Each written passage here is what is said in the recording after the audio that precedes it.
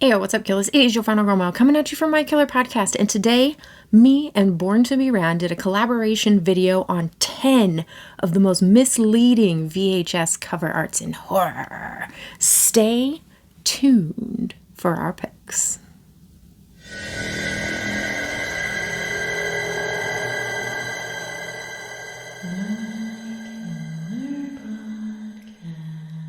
All right, so we are going to get this thing down and dirty right away with our number 10. Now, none of these are ranked. We're just going to give you 10 big ones that we remember as kids.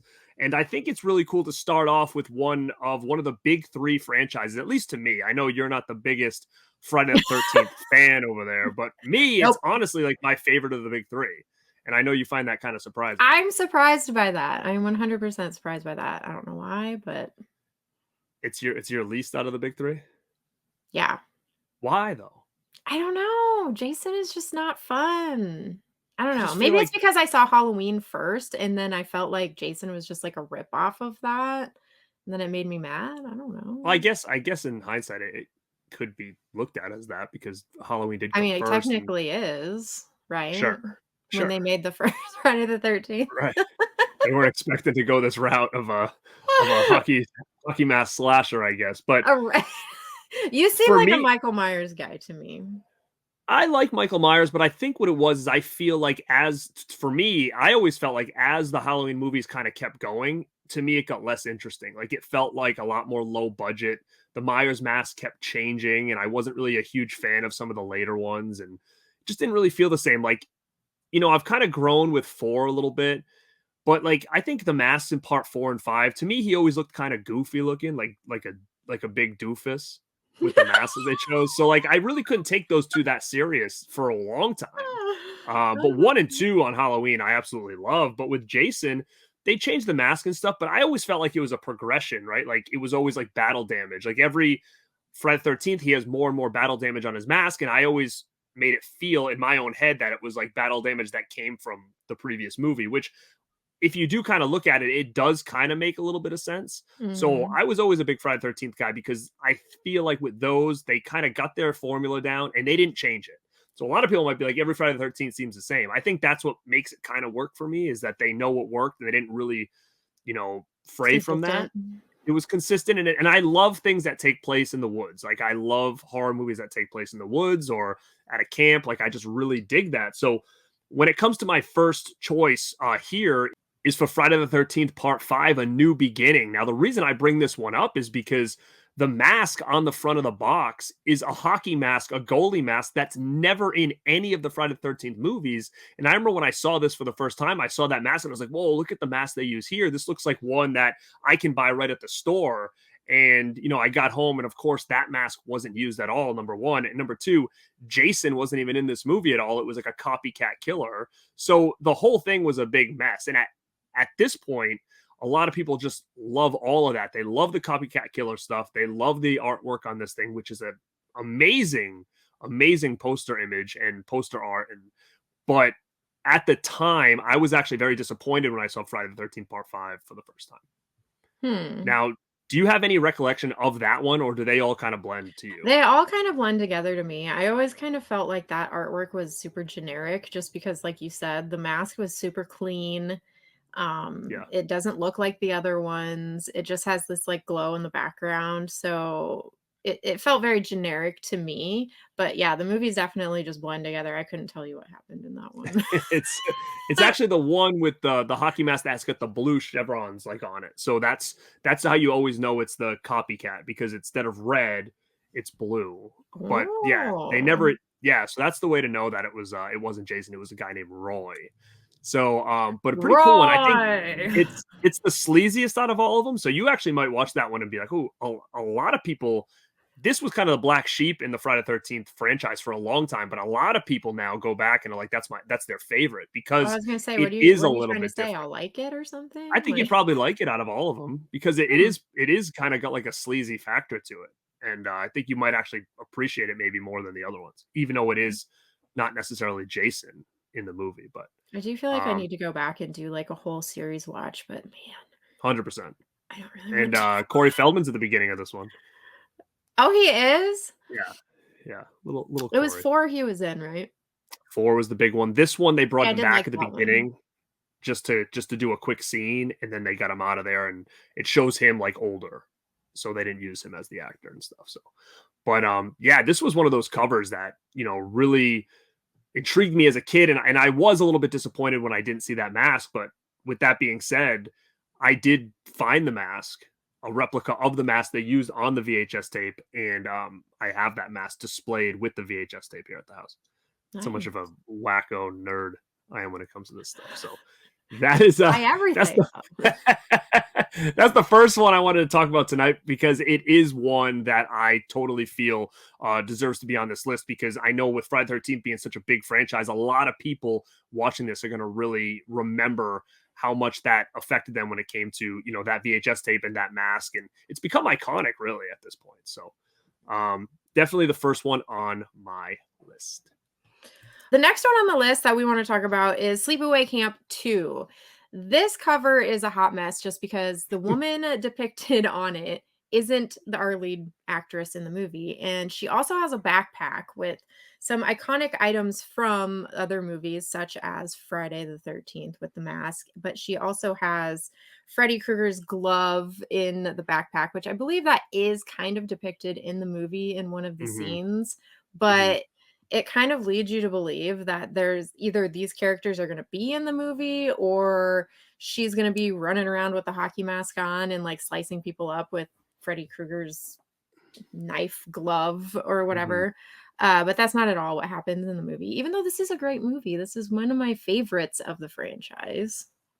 Yeah, it's a awesome movie. And you're right. It's funny because I remember as a kid seeing the girl on the box and knowing it, and when I rented it, it wasn't her. Number one, and number two, I was waiting for something with Jason and Freddy. And like you said, we did get it, but I feel like this, along with some other ones we're going to talk about today, is that I almost feel like they went back and been like, oh shoot, here's the poster. We might as well throw something in here so at least Hmm. makes sense. Like I almost feel like the poster was done before the movie was done, and they used the poster to kind of throw, because that scene does seem a little bit kind of out of Thrown nowhere, really. together. It does. Like a part of me feels like they did that due to the poster instead of that being in the movie. And out of all the scenes in the movie that they could showcase on the poster, they're like, oh, let's use something from this scene with Jason and the Freddy Club and stuff. But it was a great marketing tool for sure. But now looking back on it, it's like, Jesus, it's not Felissa Rose and it's not Pamela Springsteen, like at all. So the person Hmm. on the box just doesn't really make sense to the movie. But what a great image to market your movie with. I mean, I think it worked totally for me. Yeah, it definitely worked. All right, so the excellent pick. I totally agree with what you said. That's one that growing up was one that definitely intrigued me, and I was super not disappointed, but I just was expecting a little bit more from it. Same thing with this one. I absolutely love this movie. I've talked about this movie a ton of times on the channel, but when it comes to the artwork for this movie, it's not really what you're getting, and that's for a movie called Elves. And again, in the VHS and the movie poster, it's under a Christmas tree. There's a package and just this long, creepy arm coming out. And I always thought that it was going to be like these elves or something in the line of maybe like a Gremlins, like inside these packages on Christmas morning. And it's not. Like, I mean, there's Christmas elements to this movie, but it really isn't a full-fledged Christmas movie. It's actually about like elves and Nazi Germany, which is wild in itself. But there is Christmas elements to it, but it's not what I thought it was going to be when I saw this VHS for the first time. Yeah, it wasn't what I thought it was gonna be either, but, I really mainly watched it because you kept talking about the beginning of the movie Oh, so dude, so much, good. and it was it was just as funny as I thought it was gonna be, but you really don't get to see the elves hardly at all through the movie, Yeah, you just right? kind of You towards see the them a end, and little then bit you get towards like the little end. glimpses. Yeah, yeah. Yeah, so it definitely makes you feel like you're gonna see a lot more of them, and you don't. They are cool looking. They're kind of like these weird looking things. They're always like their mouths are like permanently open. Like that. Yeah, bad The shower puppetry. scene's good in this though, right? I mean, you got to watch it for the shower scene in the beginning. That's smart. Oh, yes, of course, like, how could you not watch it for that scene alone? So Elves is definitely one I had to bring to the table on this. And if you guys haven't seen this movie, I highly recommend it, regardless of what the cover art looks like. But it's one of those so bad it's good movies that I've been at Television, all these other companies to bring this thing out on HD and some kind of Blu-ray or 4K, but it just doesn't seem like there's proper elements available for them to do that, because I think this would have been one that people would have definitely brought to the table, because this hasn't seen physical media since VHS. So it is pretty crazy that, it's still sitting on the VHS floor and hasn't come out since. So that's my second pick, which would be, I guess, number 8 of 10, and that is Elves. Nice. That's a good pick. The next one that I want to talk about is Dead Alive. Oh, So baby. this is one of those movies that I always remember going into the VHS store, or Movies America is what it was called, in my hometown, our video store. And I would always see this one on the shelf and just be like, what is that? Because it's just a face of a lady. Her eyes are kind of weird, and she's opening up her mouth, and they're like, Do it. I don't even know. Do it. It's like supposed to be no. Do it. Do the picture. I can't, because I don't have a little skeleton to put in there. I'll edit it in there. Edit it in there.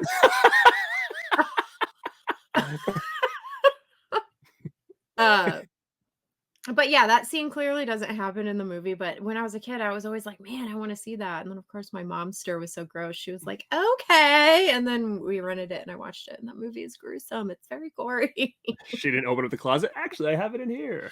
Like, grab it and bring it out. Right. Now No, I don't think we ever owned that one. That was one that we never owned. We just rented it. But I Yeah, have it on it has a DVD, though. gnarly cover. So you have that, because again, that's another one where when it comes to physical media, to have that is like a grail to most people. I don't have the VHS, but I have the DVD of it. That's all I have now too, actually, is the DVD of this. I had the Blu-ray, but I sold it for big money when I thought for sure this thing was going to get a cooler edition, and then sure enough, it never ended up coming back out. So shame Yeah, on that's me, a I bummer. guess. They need to put this one back out. But didn't they change the title of it too because of some reason or Oh, another? well, I mean, Copyright or it's something? always been called Brain Dead as well. So I don't Mhm. know the backstory on like what came first. A part of me feels like it was called Brain Dead originally, and they changed it to Dead Alive, I think. Um, but are you a fan? We've actually never talked about this one really, you and I. So I mean, is it one that you enjoy? Yeah, I do enjoy it. I like it quite a bit. It's kind of nostalgic to my childhood, and like I said, I always saw that VHS cover in the movie store, and it always just like cracked me up. Mm. It's a good horror comedy. And like you said, the gore is insane. It's a fun movie. And I always get a kick out of the mother or whatever. Lionel, your house is infested with vermin. And then she has like the little pus, and she like pops into the guy's like food or whatever. Uh-huh. That whole dinner scene is just disgusting. It's so Gross. funny. Lionel. Just gross. But All yeah. right, Dead Alive. I know that's a fan favorite. So again, I'm sure a lot of people watching this are probably like, yeah, I totally see how it was a little misleading of a VHS cover on that one. And the same thing here. Like, I mean, this next one that we're going to talk about, it's Child's Play 2. We get Chucky obviously in Child's Play 2, but the big one for me was that damn Jack in the Box. Like, I wanted that Jack in the Box. I didn't know if it was going to be a friend of his, a foe, another toy that came alive, because it was such a cool look of that Jack in the Box. And I was stoked when Spirit Halloween brought that thing out. Like, that was something I've wanted forever, and it displays proudly in my movie room over there. But man, I just love the look of that poster in general. I think it's super cool. But I always was just a little bit disappointed, because as I was watching the movie, I was thinking to myself, where the hell is that Jack in the Box? And when are they going to either fight or be friends, or was someone going to possess the Jack in the Box and it was going to become alive? Like, to me, I was a little bit confused as a kid, because I wanted to see that thing. Now, when it comes to that movie and was there anything along the same lines when it came to you and that movie and the cool VHS art? Yeah, I too kind of wondered where the Jack in the Box was. It definitely had a Chucky versus demonic toys feel to it, Mm, like I thought maybe they were gonna battle it out because he's holding these like giant scissors, right? And he's about to like mhm. cut the head off of it. So I was like, this is gonna be some epic battle. And no, the thing's not even in the movie, and nothing ever happens with it. So this is another one that's like a true it's a true lie. They really misled us with this one. But I kind of want to know the backstory as to who made that decision and what their thoughts were about it. Yeah, for real. I mean, I think it would be very interesting to kind of find out who designed that concept and why, but I think it works. And going through a lot of these, we'll talk about this later, but man, as much as these were misleading and deceiving a little bit, all these 10 are looked back as like iconic pieces of artwork. Like, and that's what's so crazy about it, because it is something that's so different than you're getting in the movie, but they're all considered pretty iconic when I look at this list. Yeah, for sure, especially Chucky 2 or Child's Play 2. That one is by far the most iconic out of the ones that we've talked about thus Hmm. far, I feel like. 100%. Speaking of iconic posters, another iconic poster from back in the day is Ghoulies. I'm actually wearing the shirt. Thank you. But the cover of Ghoulies has Yeah. the little green guy popping up out of a toilet. And I don't know about you, but when I saw that, I wanted to see that part in the movie. It wasn't in there. That part did not were you exist in the movie. were you very disappointed actually? I So was super disappointed. I totally agree. I mean, that is probably outside another one we're going to talk about later is probably one of the most iconic VHS covers for me as a kid. I mean, being a big fan of Gremlins, going to the video store and seeing this little gremlin like guy popping out of a toilet. I mean, that alone was like, what the heck is this? I need to see this. And what's interesting, like you said, is it's kind of in the movie, but it's not done the same way it's done on the poster. So the poster was actually made before the movie was made. So that's another one of those situations where they created this poster for this movie. And then as they were making the movie, they said, oh, shoot, well, this poster has this thing coming out of a toilet. So really quick, when all this madness is going on, we're just going to do a quick shot of this head popping out of the toilet. And Mhm. on the It cover, was he an has like what afterthought. he's got like clothes on the poster, right? Yeah, he has, like, this really weird outfit on, and he's, like s it looks like he's just standing in the toilet. Yeah, Um, and in the movie, but it's like he's just naked, and it's just like his little head that pops out, like, and that's it. And they only threw that in there because they wanted it to at least acknowledge that image on the mhm. poster, which again was kind of a bait and switch, I think, because looking at that, I'm thinking, holy shit! Like, imagine a movie where these little creatures are just in people's toilets, and every time they go to the bathroom, they jump out and they try to bite you. Like, that's what I thought we were getting out of this was like a we're like toilet gremlins basically, and we did it. We got a movie that revolved around voodoo and all this other shit. Which again, I love Ghoulies, but I kind of wanted that other one more. Yeah, it's a great movie. I absolutely love it. The practical effects are so funny in that movie. Not great, but they're funny. But I definitely wanted the toilet monsters too. And you're right. I did read that they had to add that scene later because that was what was on the poster. So it was definitely an afterthought. It's definitely a VHS cover that lied to us. It did. It misled us, deceived us. And again, I Mhm. want that damn movie still. I want another Ghoulies movie that revolves around these things just hanging out in toilets and terrorizing people. That's what I want. They looked like they were just made for toilets too.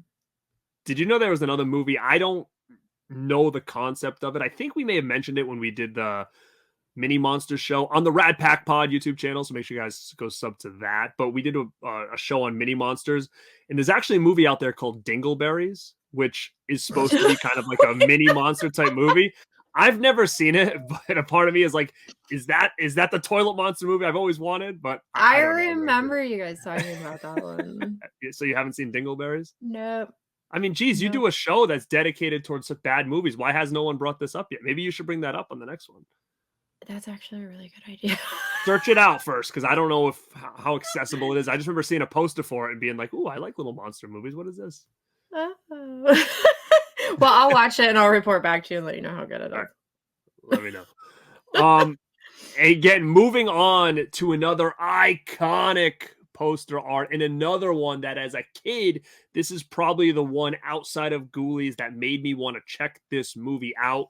And I am a huge super fan of this movie, and it's George Romero's Monkey Shines, which is such a cool movie. I love it. I don't know if you're super familiar with that movie at all.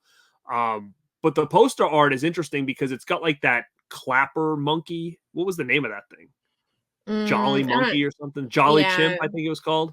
and it's Something got him like with that. a knife. And then there's another one where he doesn't have a knife. I think he might have the symbols, but I think there was two different artworks for that movie. But yeah, I thought we were getting a killer toy movie when I first saw this thing. Is that kind of the concept you got as well? Yeah, this VHS cover art is the pinnacle of what this show is about because the artwork on this movie killed this movie for me. So I saw it, I thought it was gonna be this fun killer toy movie, and then when I watched it and it was a real monkey, I was like, "No, I'm out, I'm done." And then I watched it once and I never watched it again. I was like, "Nope, I wanted the VHS cover of this movie." This Monkey Shines is why this show is happening. That Because you were artwork that was disappointed. full. I Wow. was I that mean, disappointed.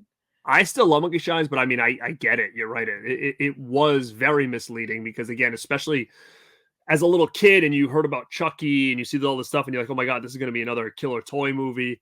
Um, I agree. I thought as a young kid that that's exactly what this was going to be, another killer toy movie. But as I got older and I finally watched this, because I didn't see this until I was older, um, I loved it because number one, I'm a huge Romero fan, and number two, I think the idea of having a slasher movie with a monkey, a real monkey, is the killer, not someone dressed as a monkey, not you see a gorilla arm or something in the side screen, like a legit monkey with like a knife in its hand and stuff. Like, I absolutely love this movie, and when you have the victim as like kind of his master, but completely paralyzed from neck down. I mean, it's suspenseful, man, especially having the monkey there. And if you turn around the box, I don't know if it's on the VHS, but I know it's on the DVD. You actually do see a monkey like this, like holding the knife. And I'm just like, that's what sold me on the movie.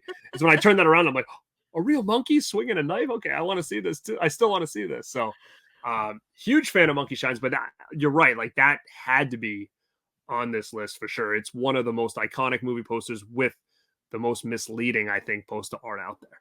It's definitely the most misleading because at least like we were just talking about Ghoulies, at least the Ghoulies existed in the movie, you know? Hmm. That monkey didn't exist in the movie at all. So you're saying that they should have had that Jolly Chimp toy and at least have the monkey slice it and kill it? Just so at least you Sure. could say, "Hey, that was in there," right? Have it in the movie somehow. I don't know. I would Mm. have just rather had a killer toy. Honestly. I I actually been trying to buy that Jolly Chimp thing for a long time online, I feel like I but I can never get remember a you saying yeah, I can never get a price that I really wanted to pay for it. But I would love to have it. And again, it's one of those things that I don't even have room for something like that, but I just think it'd be cool to have it because I'm just a big fan of that whole movie and everything about it. So, that is Monkey Shines. Well, the next one we're gonna talk about is another creature feature, and that's Critters. Hmm. So, on the cover of Critters, I mean, the little monster is in the movie, but it doesn't look so little. The Doesn't look critter little. No. The critter on the VHS cover is huge. It's like the same size as the road it's standing on. It looks Mhm. ginormous. So you think you're going into this movie with these giant, animal-like looking creatures, but then when you watch the movie, they're just like these tiny little fuzzballs with like really mean faces. Yeah, And there's a ton of big fan them. of Critters. There's a ton. I'm a huge fan of Critters. I know you are as well. We have the Critters. We have some Mhm. Critters. I have a Um, critter. but you're right. I saw this VHS tape a lot as a kid, and it's one of those ones that really stands out to me as far as the artwork. But I never watched it until I was probably it was probably the early '90s because what made me really want to finally rent this thing and have my parents rent it for me because my parents weren't like yours in the sense where they were just handing me horror movies. Like, it wasn't happening. I had to like go through like a process of like, okay, you can watch this. This is kind of like this. So a lot of these gateway movies that are going to lead into a lot of these horror movies. Well, what got me to finally get them to rent me Critters was from the Teenage Mutant Ninja Turtles movie. Because in that movie, they show Raphael coming out of Critters, and you see the movie poster in the background. He says, "Where do they come up with this stuff?" And I was like, "I gotta see this movie finally." Ninja Turtles watched it, and I thought it was gonna be the size of a Ninja Turtle based on the cover art and the post art. I was like, "Oh, it's gonna be like a big animal type thing," and like we Mhm. said, sure enough, it wasn't. It was a little bit more of like these mean mogwai looking things or whatever, the small little creatures. But I do think it was a little bit deceiving as well because they do look like these big, furry monsters on the box art and on the one sheet. Mm-hmm. Now, do you remember that scene in Turtles? Yeah. Oh, Actually, this is not the first time that I've heard you talk about that specific scene. So I do oh. I do remember it now. So basically, in this whole conversation, you basically told me a couple times that I'm just a broken record, right? I Is that what no, I you listened to it over and over and over again with a smile on my face. Yeah, so you enjoy my story, my repeating stories, and you're in the back of your head like this dude needs new material, man, because I've already heard all this shit before. I would never tell you that. I would let you go on with your story and be happy. Oh man! All right, well, hopefully this next one you haven't heard me talk about too much. It is one that I love, and I actually do have a story with it. That is Troll 2. Now, Troll 2 is one of those things that I actually kind of saw the movie before I actually saw the VHS artwork, and I was still kind of misled and deceived by what I saw. So, brief story is my aunt had HBO and Showtime and all these channels that I didn't have as a kid. So, when my brother and I would go to her house, it was usually in the summertime. She would babysit us while my mom worked, and she didn't give a shit what we did. So, we would get the little boxes of like, do you guys remember like the little boxes of cereal that would come in like a 6 pack, and it was always like different like Fruit Loops and all this other stuff? She used to buy Mhm. this all the time because we never could eat that kind of stuff at our house. Like that didn't exist in my world growing up. So when we'd go to her house, we'd go nuts on those little boxes. Like I'd get Fruit Loops, he'd get like Cocoa Krispies or whatever the hell they were called, You can and still we'd buy party. those. Those still exist, those little I things. That's just saw funny. them at the store the other day. Oh, now that you say that, I'm gonna like see them everywhere. I'm like, damn. Did you eat those as a kid? I remember having them once or twice, but my parents never bought them. Oh, they weren't So I big don't into that. remember when I had them, if it was, like, at school or what it Because was. there was two in there that I always am like, I ate them and enjoyed them because, like I said, I never could eat that kind of stuff. But then I didn't really like them, but I kind of forced myself to like them because I knew I was eating something I wasn't supposed to eat. What do you think of corn pops and honey smacks? Do you remember those? Oh my god, I loved corn pops. Oh, I you're a don't big know what corn pop Honey fan? Smacks are, but I liked corn pops, Like yeah. I like them, but it's like now the idea of thinking about it, it's kind of like sugary popcorn balls type of thing. Yeah, that's what it was. But I loved who those. like is there people out there that like are those still around? They've got to be, right? I don't know. Like Now which that you say that, it family makes out me there are want buying some. like boxes of corn pops and just like having them in their house? Like do you I just don't see that that's a normal thing. No, I don't know. I don't buy cereal, so I don't know. Yeah, I don't really either. So I mean, I Blueberry like it. Morning was I my just don't jam know. for a while, but that's more like a granola cereal. Yeah, trying to be Like an somewhat adult healthy. high fiber. Yeah, like I'm still eating cereal, but I'm kind of trying to pretend I'm healthy over here It had, like, instead of sweet really little getting. blueberries in it, so it was good. Oh yeah, it's good. Yeah, I loved cereal as a kid. I just, I mean, if I had a choice, I'd eat Captain Crunch all the time, but unfortunately, I just can't do that. Oh, that shit would But tear your mouth up. it was good though, so That's good. why the corn pops were where it was at, because like, when they got all A little soaked up in the sog, milk, they were, like, soggy and slimy. kind of like suck them down. You you could gulp them down. You can gum 'em. So the Oh honey boy. smacks with like those ones with like the little frog on it, and they were like a weird maple, like I don't know what the hell the little shape was. You don't remember that? I don't. Oh, it was kind of a weird taste. It almost tasted like maple syrup or something like that. I never was a big fan of those things. They always had a weird consistency. Like you'd bite them, it'd be like wicked hard, like mad hard. Like you really had to Hard. really Okay. try to bust those things through with your teeth. Yeah. No, then I don't know. I was Uh, thinking maybe they were like the ones where they were the little bean size and they kind of had the texture of styrofoam, but they tasted and, like honey. What were those? oh, it was like it almost looked like a was it honeycomb? Is that what you're No. thinking of? Those are the ones with little holes in it. No. Yeah, that's the one that actually looks like a honeycomb. Oh yeah, it does.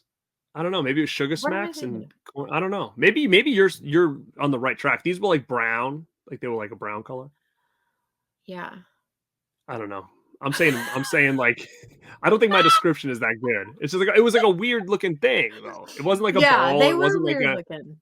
I think we're talking about the same thing. I It could have think. been. Yeah, they weren't that good though. But anyway, how do we get into this tangent? Oh, because of Troll 2. Yes. Troll 2 You were cereal. telling Yeah. a story. Yeah. So we would eat those and we'd go to my aunt's house and we'd be like literally like flipping through all the pay channels and just watching random movies. Like I remember seeing like a Hellraiser movie on there as a kid. It must have been one of the shitty sequels. But I remember seeing Troll 2, but we didn't know what it was. And it was kind of towards the end of the movie, like the very end where the kid was walking through the house. And we kept kind of catching it every couple weeks, but it was always like at the very end. And as I got older and I was really starting to like collect VHS and rent a lot of VHS, I remember renting Troll 2 because of the cover art of the little kid and like this big monster coming up the stairs. And Mm-hmm. I was like, oh, this is going to be cool. And sure enough, it was nothing what the box art showed, number one. And number two, that was actually the movie that we watched all those times because I can remember it got to the end and I'm like, oh my God, that was the movie that we used to watch at my aunt's house that we never could figure out what it was because we always just caught the end. And it wasn't like now where I could have rewound it to like start over. Mm-hmm. Oh, But it was that's kind of an funny. interesting story. Yeah. So I remember calling my brother and being like, remember that movie? And he's like, yeah, I don't know what it was. And I was like, I found it. So Troll 2 always kind of holds a special place in my heart because of the memory of us trying to figure out for years what this movie was that we kept seeing the end of at my aunt's house. But again, going back to the artwork, once I did figure out what it was definitely not what I thought it was based on that cover art because I thought we were going to get like this giant scary troll where it's not that at all. And as Mm-hmm. weird of a movie it is and as shitty as a movie as it is, I always find it super charming and hilarious. It's the pinnacle of so bad it's good Hmm. movies, I feel Hmm. like, because I really Yeah. love that one too. Now, do you watch that? Have you watched that a lot or I not? watched it a ton when I was younger, but I haven't revisited it as an adult in a while, so Mm, I probably should go back and watch it, but do you remember it being weird and bad, but also great for some reason? mhm. Remember when the the dad's like punishing the kid, and all of a sudden he grabs his belt and he's like, "I gotta tighten my belt one notch because of my hunger pains." He like says to the kid, and you think he's gonna like take the belt off and like beat the kid with it. He's like, "I'm gonna make it one notch" because the kid pissed in like his food or whatever. The things you choose to remember. I always thought that was funny. You piss on hospitality. That was like God. great movie. I'm gonna watch Oh it. man, Troll 2 is going to be the second to last one we're going to talk about. If we're going up, it's going to be a number 9. If you want to go down, it's number 2. But we have one more movie to talk about tonight. And what is it, Mel? Chopping Mall, of course. What other movie could it be other than Chopping Mall? The cover of this movie is very deceiving. It is a robotic arm holding a shopping bag full of parts, body parts, it looks like, through the little hole, like eyeballs Mm-hmm. and stuff. Very deceiving because when you watch the movie, the robots don't look like that.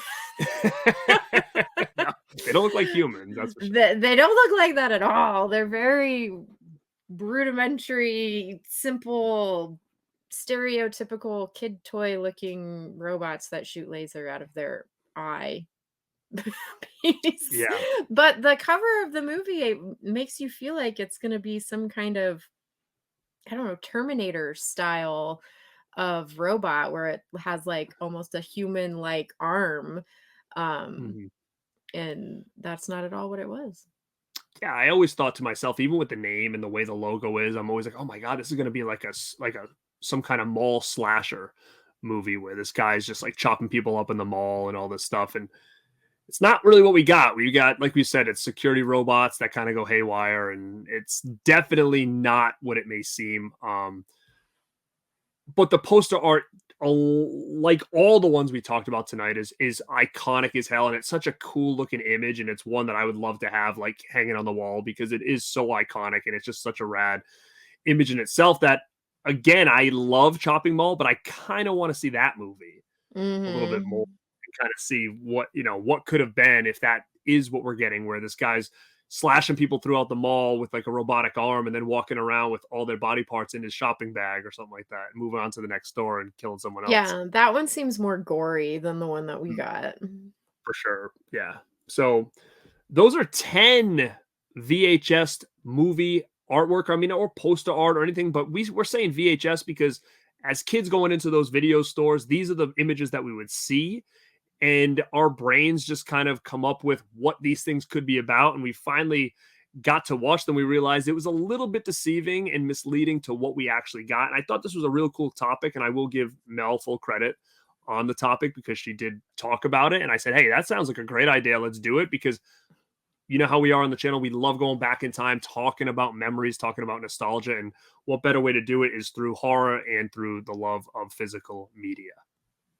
And a lot of times this artwork is how we chose our movies. Back in the day when you're a 100%. kid, you have to judge a book by its cover. You have to look at a VHS artwork and decide whether or not that's the movie you're going to rent for the night, because you get to rent 1 or 2 movies and then that's it. And then those are what you're watching for the night. So when you rent a movie that looks like you're getting a super slasher robot and you get, Tonka toy robot instead, Mhm. it Yeah. sticks with you, you feel misled and lied to. But these VHS artworks are also important because they're part of our childhood and they're very nostalgic to us. Yeah. And I also think, too, that even still, I think that poster art like this is a lost art in a sense when it comes to certain movies, because if you noticed, every one that we talked about tonight, none of them were really involved people, right? Like nowadays you'll see a movie and they'll slap the actors on there of the people that are involved in the movie and a title, and you're not really sure what it's about. And a lot of people are just like, I'll go see this because, this guy's in it. If Jason Statham's on the front of the poster, they know they're going to probably get action, so they're going to go check it out, right? So it's just very different. This, you had to kind of get your imagination going because it really didn't give you any idea what this was about besides some kind of artwork and a title. So again, I think this is kind of a lost art because, like you said, we did rent and check these movies out based on these images that we're seeing and what we're creating in our head of what these things could be about. And I think that is just so big in the love of especially something like horror that maybe is missing nowadays. I agree. But gang, thank you for checking this out. Let us know in the comments down below, what are some that maybe we didn't talk about? We gave you 10. There's so much more out there, but we wanted to keep this just as tight as possible. Give you the big 10 that we could think of off the top of heads.